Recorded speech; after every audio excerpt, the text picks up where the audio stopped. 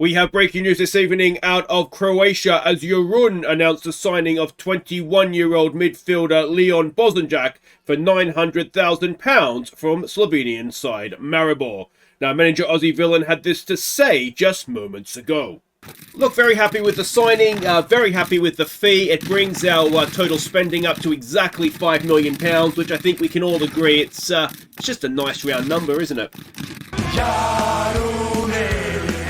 Za tebe mi dijete diše, tu je važno samo jedno, nogomet i ništa više. Jarune. Hi guys, I'm Aussie Villain and welcome back to Jarun on the Impossible Dream, Season 4, Episode 11 today, and we have big games in the league as we look to run down Dinamo again. I think we were level at one point, weren't we? So it's Gorica away, then Hajduk split at home, and the transfer deadline has now passed, and we did manage to get two deals done, one in, one out before the deadline. Now, first man to come in was Leon Bosanjak.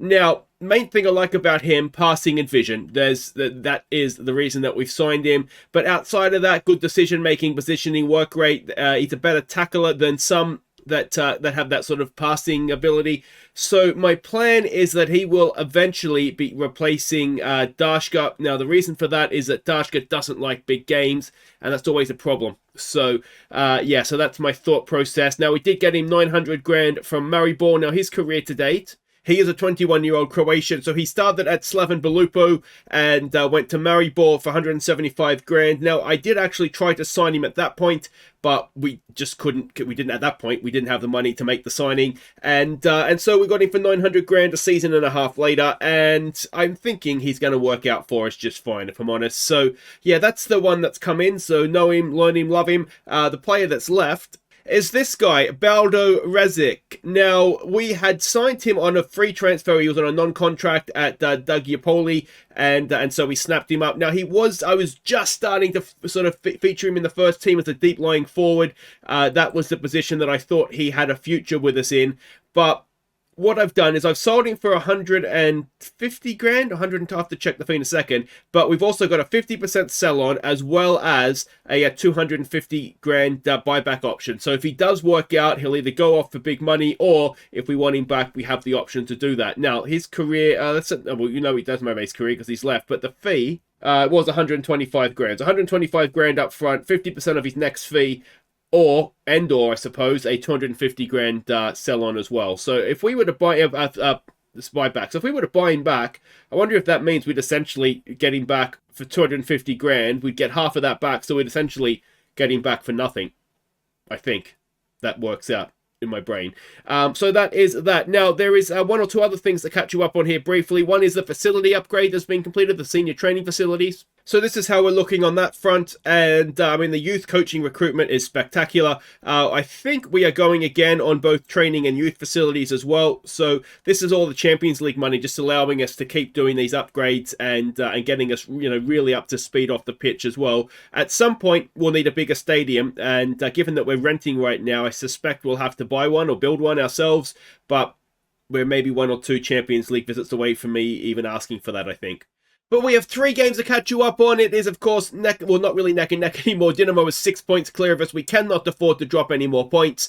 And first up, we had Varazdan in the league. We took a late lead when Nunez picked out Purser's run. And we sealed the points in stoppage time when Nunez found Robus. So in the end, it was the Nunez show, but we really did struggle to put them away. Yeah, we had most of the possession. Certainly didn't dominate it like we can do. You can see from the XG tracker, we were the better team. They didn't really threaten too much. But yeah, it was late goals that got it for us. And we played Tolik out of position. Didn't really work up there. And Trugranic didn't have his greatest game either. But you can see for the most part, though, match ratings were good, which is obviously good. Next up was Osijek. We took a first half lead through new boy Bosanjak. So that was it in terms of goals. It felt like we dominated, but XG would suggest that match stats in general, although we did have all of the possession, again, we weren't really creating too much. Now, what we did is, between this game and the next one, I thought that we needed to change things up a little bit. Obviously, we did work on creation and chance conversion. The other thing I did is we went from be more disciplined on to be more creative or expressive or whatever the phrasing is. So with that in mind, it was Rijeka up next. We had an early lead when Philip ended a goal-mouth scramble. It was 2-0 after Kakavenga introduced himself in style, before Damjanic added a third. So this was much, much better. 3-0, 2 late goals maybe doesn't show it on the surface, but again, we had possession. We did create a little bit more. The XG was higher. Just all in all, it was much better. So Kakavenga off the bench in this one, and what a strike that is for your first goal. Damjanic has got his first goal. Bosanjak as well. All the new boys are off the mark, and that is obviously good. We're settling in nice and quickly. Now, let's go and have a quick look at what this all meant for the league table. And Dinamo did drop points. They drew, I want to say it was Gorica that they drew with. It was either 2-2, I think it might have been. So, yeah, Gorica's done us a favour. If they could do us another favour now and let us walk over them, that'd be superb. But yeah, let's go and get down to it. Hajduk is the other game today, so they're sitting there in 4th. But let's see what we're doing here against Gorica. And away from home as well, which is a little bit tricky. So we're expecting a sort of a 4-4-2 diamond out of them. This is the team we're sending out. Now, one thing I do need to catch you up on is Zabic. He's going to Marseille. I didn't realise they'd offered him a contract. Not that it would have mattered. I was checking regularly, and he still wasn't going to ever negotiate with us. So that being the case, I've kind of sulked a little bit and put him on the bench. But if we need him, he'll be straight on the field, that's for sure. Because that's just a disappointing one. Yes, we've got him. We've got him for essentially, I think, £5 a week for the last 3 years, so we can't complain too much. But I would really have liked him to stay. So Navisic is going to be the starting goalkeeper for this one. Persila is back, but he's not really match sharp, and Navisic has been playing fine. Bekanic, Den, Jamic, and Ragic will be the back three. Havoy and Rovis will go down the wings. Bosanjak, Purser, and Tolik, Fillet, and Tommy G will be our attack. Alright, so we can see the team sheet here. Radicevic, I'm pretty sure this is the guy that I tried to sign that literally rejected us to go to Gorica, which makes no sense, really. And I bet he's regretting it now, but I think we landed on our feet with Bosanjak, to be honest. I don't recognise too many other names there, I don't think, as I scanned quickly. This guy's a good striker, though. He does score a lot of goals in the league, so we'll have to keep an eye out on him. We're doing well. Let's keep it going into this one, shall we? I can get on board with that, I think. Let's pump our fists. Let's get on out there, and let's hope we can get a nice comfortable 3 points. Alright, and here we go. Now, one thing that has been happening is Philip is getting a lot of attention from mostly teams in Germany, it seems like, which is strange given that he's French. But yeah, there is a little bit of interest for him. I'm almost getting to the point with him that if we were to get a good fee for him, then I'd seriously consider selling him, because it's just one of those where we're selling for like the maximum fee that we're probably going to get for him. And like probably just about everybody in this team right now, everybody's going to have a use by date where they're just not good enough for us anymore. And I think Philip has been great. I don't know that he's quite kicked on maybe as much as I'd hoped, but he's still a very solid all-round striker. So we're not rushing him out the door by any means. As he's gone down there, it's a foul. And it should be a penalty. And I imagine Tolik will take it. We did have this conversation on the Discord. About reliable penalty takers. Now, we're going to miss this one for sure. But I think of any impossible dream that we've done yet, I was for sure that was going to miss. Tolik gives us an early lead. But Tolik is, I don't remember him missing one. Fillet and Tommy G are also very good penalty takers, to the point where I think Tommy G missed one. I should probably go back and look, but we've been quite reliable from the penalty spot, just as a general rule for the club. Now, even if we miss one now in this game or this episode, it doesn't change the fact that previously, before this, we've looked quite good from the penalty spot. So I don't remember ever having it that much before. You usually miss, you score 8 of 10, I think is the stat, isn't it? Which is a little bit lower than I think when I first got into football, but the way that obviously stuff is reviewed and studied and all that now, it's only natural that I think penalties misses, if not saves, will become more common because everybody's in each other's head, aren't they? But yeah, I think we've got some good takers there. As Bekanic, do we say he does just enough? Juric is their main threat, and Nevasic has done enough there to make, or made a good save, let's say. As that's not a save, that is a 1-1 goal, and that is disappointing. So Nevasic, having given him a little bit of praise, has got the blame for that one. I was going to say got the credit. Yeah, where's he going? He's decided to come out as he's headed the ball, which is an interesting decision. I think is probably the best way to say that. And we're back level at 1-1. Just to catch you up, this is what I mean here. So we're more expressive, whereas previously we were being more disciplined. Partly I'm doing that to experiment, but I think we're probably good enough as a team to be able to get away with that. Personnel with a corner. Floats it into the back post. Their goalkeepers come out walking. And then Jamic has got his second in as many games. So, of course, he does have the jumping reach of 18. So he's going to win more in the air than not. Again, we were discussing on the Discord. Maybe the direction of his heading isn't great, but that was good. Goalkeeper's nowhere. That's almost worse than our one. Let's give it a demand more, maybe. We've got a few nervous and frustrated-looking players, which is not ideal, as Rovis wins that back. I mean, it is a little bit tough on Bosanjak, I suppose, in particular, coming into sort of a key role as the deep-lying playmaker. He sort of just walked into a sort of a title battle. So, not necessarily surprising that he's feeling a little bit of pressure. Tin Havoy, that's not a great pass, but he gets another crack at it. And we've got Tolik inside. He uses him. Tolik, good ball for Philip. Is he onside? It doesn't matter because he's missed it anyway. So they felt pressure by being demanded more of. So that's not great. It's not really the the goal of things here. Tinavoy looking nervous as well. I mean, he's been here all season. He should be fine. But for the most part, I mean, same old story. Dominating possession. What we're not really doing is creating or taking the chances. So let's try and relax, given that body language wasn't amazing out there. And hopefully we'll go out there in a more relaxed attitude and, yeah, get a few more on the score sheet here. Goal difference is, I believe, a tiebreaker. And it is also currently in Dinamo's favour. So if we can get some goals, obviously that's a good thing. As a twisted knee for Tommy G. That's rhymes, which is fantastic, but it's not going to get it done for us. So let's get Pranjic on for him. Pranjic just looked quite good coming off the bench. So, yeah, no qualms in doing that. Gorica looked like on that momentum thing there that they have had the better start to the half.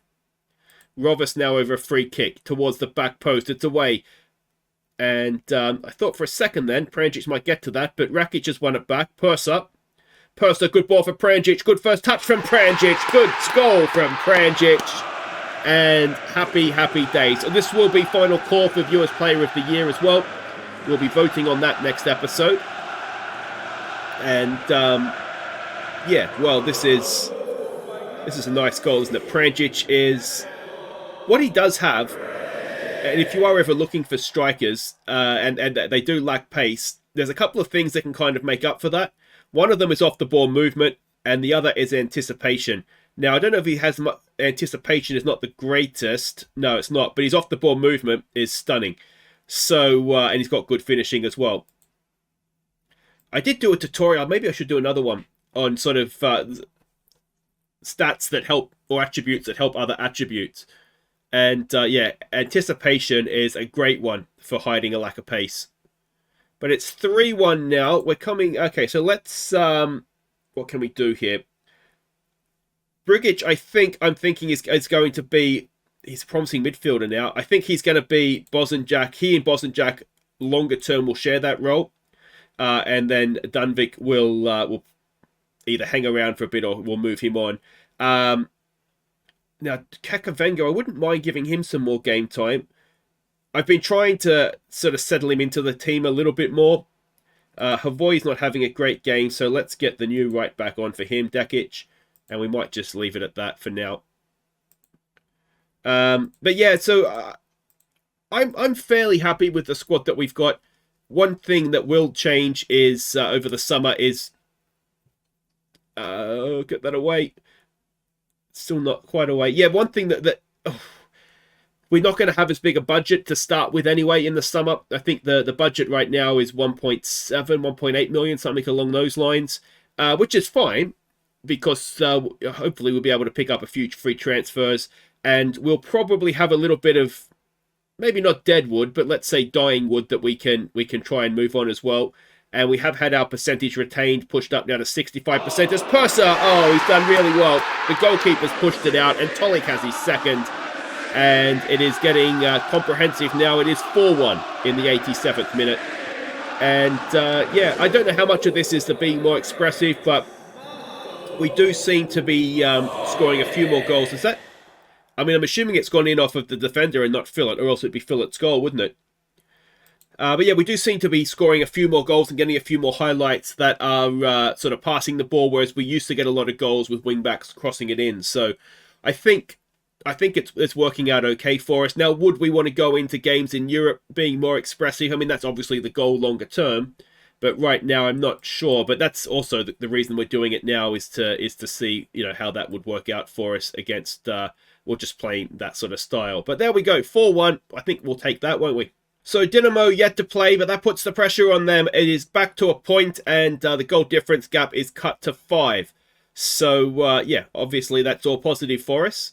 And Dekic gets one over his former team. I forgot we signed him from there. But yeah, that's all good. Purser, 7 key passes, 3 assists. That's a decent afternoon's work, isn't it? He's a really good player, is Purser. Glad we signed him. But there we go. That is the first part done. Wait right there. We'll be back to host Hajduk Split, and that is another one that we have to win. Okay, welcome back. Let's get ready to do this. Dinamo did win their game, so the gap is still 4 points, and a couple of missing players for this one. We'll go through that in just a second. We're expecting a 4-4-2 out of them, and this is a team we're sending out. There's Stevic in goal, Rakic, Demjanic, and Zebic. Bekanic is suspended for this one. Then we've got Havoy, Rovis, Bosniak, Purser, Tolik, Phillip, and Tommy G, as per usual. Now, a couple of other things. Nunez is back fit. He was injured, so he's on the bench for this one, as is Dashka, who was also injured. Going out, Bekanic, and the other one that's gone out is Brigic. He had blisters, so we'll just let him have a little bit of a rest and get over that devastatingly. I mean, the guy's lucky to be alive. All right, so we can see the team sheets there. Still more or less the same team that they've had... well, pretty much since the start now, isn't it? All right, what do we want to say to this? Let's just... let's stick to the game plan, maybe. I think we saw, didn't we, last game, when we took a bit of pressure off them, they definitely played better, so we'll try and do that again. And, yeah, here we go. Now, it's not a sellout, this one, but it was expected to be a big crowd. I mean, the stadium's only 5,000, so you would imagine that, you know... the difference between a sellout and a big crowd is not that much, really, you know, relatively speaking. So this is a big test, though. I think Dinamo will be looking at this thinking banana skin. And, yeah, I think, well, I'm probably thinking the same thing, to be honest. So, yeah, well, let's see what we can do. Hopefully, we can get over the top of them. And, yeah, again, we're just got to keep putting that pressure on Dinamo, don't we? We know we've got to play them one more time. Which will be next episode, I believe. So, yeah, if we keep putting that pressure on them, then you never know. Maybe they will slip up. It's one of those where we're going to have to beat them, and I'm pretty sure we're hosting them as well. So we'll have to beat them, and then you would imagine if we win out, which is a big ask, to be honest, but if we were to win out between now and the end of the season, Dinamo is surely, that would mean we beat them, but Dinamo is surely going to slip up one other time. Surely. You'd be so unlucky. If they didn't. They are out of Europe as well. They got to the first knockout round of the Conference League, but they got beaten there by Standard Liège, I think it was, the Belgian side.